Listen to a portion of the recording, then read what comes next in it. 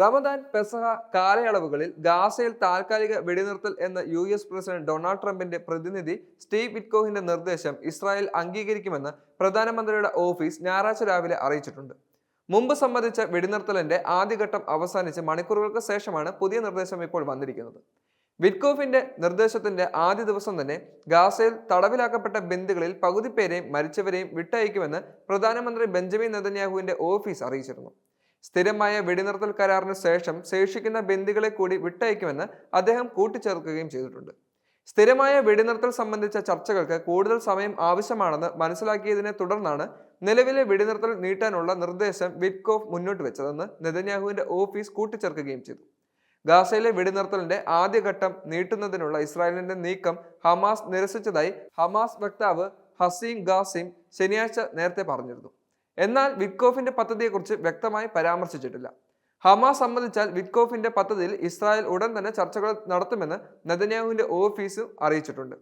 കരാർ അനുസരിച്ച് ചർച്ചകൾ ഫലപ്രദമല്ലെന്ന് തോന്നിയാൽ 42-ാം ദിവസത്തിന് ശേഷം ഇസ്രായേലിന് യുദ്ധത്തിലേക്ക് മടങ്ങാൻ സാധിക്കും. ഹമാസ് കരാർ ലംഘിച്ചുവെന്ന് ആരോപിച്ചുകൊണ്ട് നെതന്യാഹുവിന്റെ ഓഫീസ് കരാർ പറയുകയും ചെയ്തു. കരാർ ലംഘിച്ചതായി ഇരുപക്ഷവും ആരോപണങ്ങൾ ഉന്നയിച്ചു വരികയാണ് ഇപ്പോൾ. കരാറിന്റെ രണ്ടാം ഘട്ടത്തിലേക്ക് പ്രവേശിക്കാനോ അതിനെക്കുറിച്ച് ചർച്ചകൾ ആരംഭിക്കാനോ ഇസ്രായേൽ വിസമ്മതിച്ചതായി ചർച്ചകളെക്കുറിച്ച് പരിചയമുള്ള 2 പാലസ്തീൻ ഉദ്യോഗസ്ഥർ പ്രമുഖ മാധ്യമങ്ങളോട് പറഞ്ഞു. പകരം ഇസ്രായേൽ ആദ്യഘട്ടത്തിലെ കാലാവധി നീട്ടാൻ അഭ്യർത്ഥിക്കുകയും ചെയ്തു. ഓരോ ആഴ്ചയും തടവുകാരുടെയും മൃതദേഹങ്ങളുടെയും എണ്ണം കൈമാറണമെന്ന വ്യവസ്ഥ ഇപ്പോഴുണ്ട്. എന്നിരുന്നാലും ഹമാസ് അത് നിരസിക്കുകയും കരാറിൽ ഉറച്ചു നിൽക്കുകയും രണ്ടാം ഘട്ടം കടക്കുകയും ഇസ്രായേലിനെ സംബന്ധിച്ച കാര്യങ്ങൾ പാലിക്കാൻ നിർബന്ധിതരാക്കുകയും ചെയ്യുന്നുണ്ട്.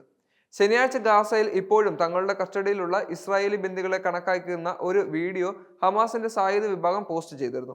ജനുവരി 19-ന് ആരംഭിച്ച ഘട്ടം ഘട്ടമായുള്ള വെടിനിർത്തൽ കരാറിൽ പറഞ്ഞിരിക്കുന്നത് പോലെ ഒരു സ്വാപ്പ് കരാറിലൂടെ മാത്രമേ ശേഷിക്കുന്ന ബന്ദികളെ മോചിപ്പിക്കാൻ കഴിയൂ എന്നും ഇസ്രായേൽ ഊന്നി പറയുന്നുണ്ട്. 15 മാസത്തെ പോരാട്ടം അവസാനിപ്പിക്കാൻ വെടിനിർത്തൽ കരാർ കാരണമായി. 33 ഇസ്രായേലി ബന്ദികളെയും 5 തായ്ലാന്റുകാരെയും ഏകദേശം 2000 പാലസ്തീൻ തടവുകാരെയും കൈമാറാൻ ഇത് സാധിക്കുകയും ചെയ്തു.